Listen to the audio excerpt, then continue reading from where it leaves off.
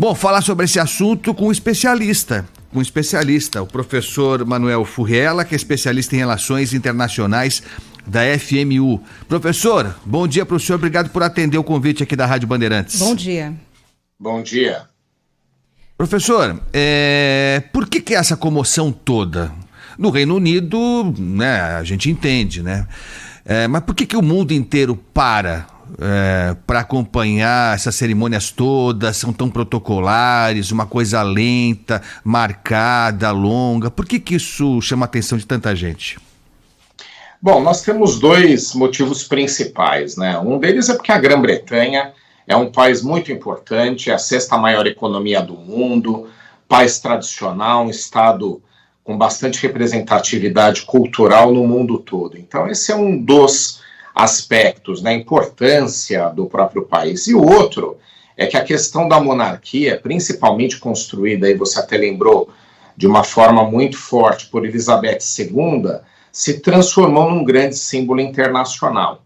Então, as pessoas acham interessante todo o ritual, e a Elizabeth II, ela é a última grande líder pós-Segunda Guerra Mundial. Então, ali nós tivemos um período importante para a história mundial, principalmente a história europeia, já que a Europa saiu devastada da Segunda Guerra Mundial, e a Elizabeth II ela se manteve firme no reinado e representou a resiliência do povo europeu, a recuperação. Então você tem estas questões, tanto da imagem dela diretamente construída, né, com toda essa pompa e circunstância para a monarquia britânica e a própria importância da Grã-Bretanha, do Reino Unido no cenário internacional. Acho que esses são os motivos principais. Agora, a gente estava até conversando aqui antes de colocá-lo no ar, professor, e acho que é uma questão que o senhor pode nos ajudar a entender, que é sobre o fato de que, possivelmente, a maior parte da população britânica não sabe o que é viver sem a presença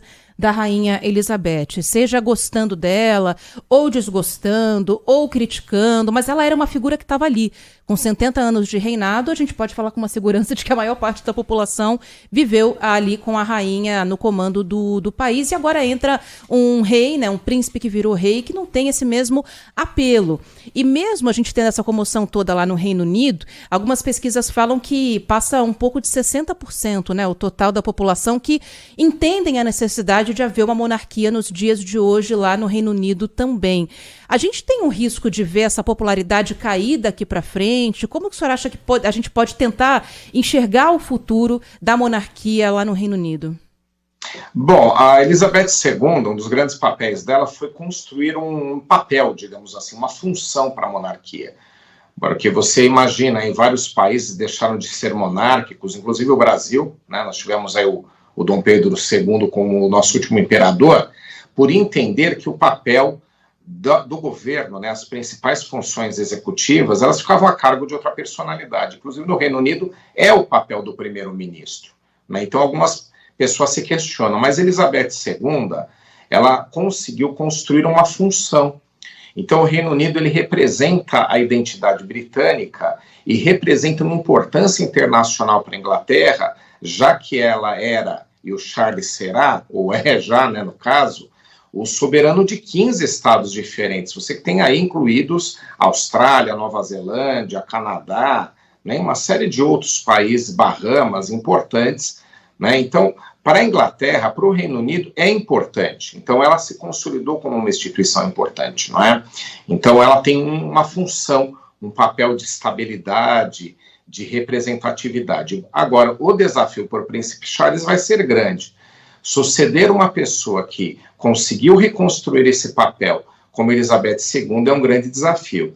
E ele não tem o mesmo carisma dela, e ele passou por alguns períodos de desgaste, principalmente durante a separação da Lady Diana, nos anos 90 do século passado, que culminou com a trágica morte em 1997, que em tempos recentes foi o momento de maior desgaste da monarquia britânica, por conta dele ser o pivô de todo esse episódio, né? Então ele carrega consigo isso.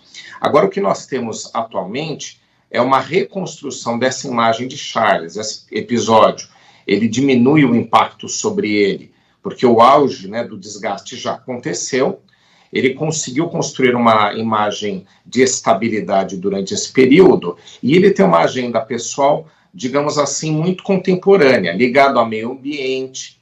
Ele mesmo cultiva, né, hortaliças e legumes orgânicos. Então ele conseguiu construir uma imagem positiva. Então ele não chega aos pés da mãe, mas de qualquer forma, né, mesmo com o desgaste passado, ele conseguiu reconstruir uma imagem. Então ele tem aí uma oportunidade, uma chance de fazer um bom reinado, mesmo que não seja tão revolucionário, né, ou participativo, ou representativo como o de sua mãe. Agora, o discurso dele ontem parece que demonstra uma certa, não sei se preocupação, mas ele está consciente da dificuldade que ele terá e disse que apesar dele levar adiante o legado da mãe dele e tal, no tempo de vida que ele tiver, né, foi mais ou menos isso que ele disse, mas ele falou que tem consciência de que algumas coisas precisam mudar, né, reformular alguns conceitos, respeitar diversidades, mais ou menos por aí, né, professor? Sim, a mãe dele é muito conservadora. Então, uma das críticas sobre ela é essa. Ela é uma mulher de outra época, né? A propriedade indica isso, né? A monarquia já é uma instituição conservadora por natureza, ainda mais a britânica, né? O britânico é mais conservador. Mas ela é interessante que ela conseguiu ser sóbria, mas em momentos importantes ela teve uma participação, né? Você vê até mesmo em poucas horas mesmo, antes de falecer, ela tomou cuidado de enviar uma correspondência ao Brasil pelos nossos 200 anos, lembrando inclusive a visita dela, que aliás foi a única visita dela na América do Sul em 1968, né? Então tem ali algo conservador, mas sempre ligado a aspectos importantes. Então o príncipe Charles deu duas indicações, essa que você mencionou, de reformulação de certos conceitos, né? A gente vive num mundo diverso, onde a diversidade e a inclusão, as duas coisas, são palavras muito importantes para a sociedade, né? Então, importantes aí da gente imaginar quão heterogênea é a sociedade, mas, por outro lado, ele também já fez um discurso dando indicação de que será menos assertivo e protagonista. Então, como príncipe, ele fazia sempre declarações muito fortes, por exemplo, a favor do desenvolvimento sustentável, né, e criticando os estados, os países que agrediam o meio ambiente e criavam, né, problemas climáticos. Então, esse tipo de discurso mais assertivo, pelo que ele já indicou, ele não vai fazer mais. Ele entende que o papel dele tem que ser mais sóbrio, mas vai procurar ser mais aí, se atualizar, né, atualizar a monarquia britânica com essas questões que você mencionou, diversidade, como você disse, eu colocaria também a inclusão dentre elas. Vai ser um papel difícil ser sóbrio e, ao mesmo tempo, atender essas agendas. E aí a gente acaba ficando até na dúvida de como pode ser a relação com o Brasil, né? Que, enfim, a gente precisa trabalhar isso de uma maneira melhor, mas até mesmo na Europa, a visão do Brasil em relação a essas bandeiras que ele defendia enquanto príncipe não são boas, né? Questão do meio ambiente e tudo mais. A gente pode esperar que haja uma tentativa de aproximação de países que estão fora, né, desses do Reino Unido, mas que, enfim, tem um papel também relevante no mundo, como o Brasil, Estados Unidos. Qual que é a expectativa que a gente tenha de relação agora do rei Charles com essas nações para além das que fazem parte do Reino Unido?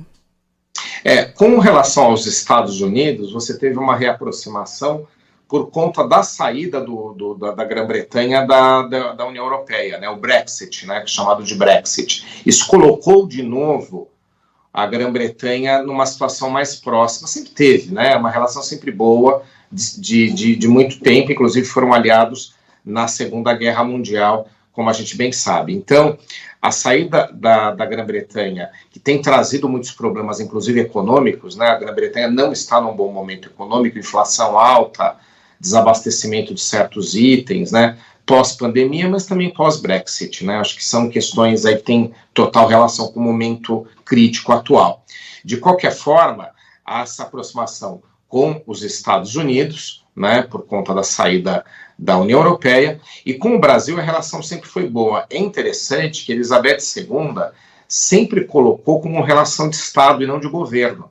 Você veja aí, durante esses 70 anos do reinado dela, né, quantos governos muito diferentes o Brasil teve.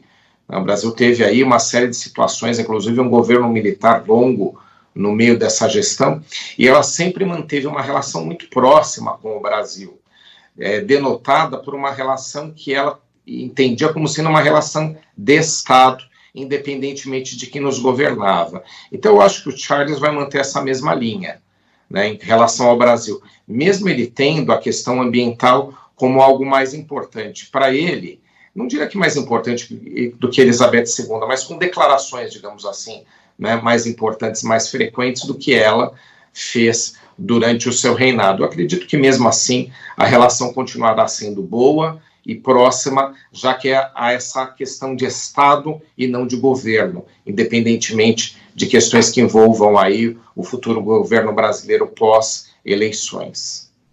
Perfeito. Professor Manuel Furriela, especialista em Relações Internacionais da FMU, foi um prazer tê-lo aqui conosco.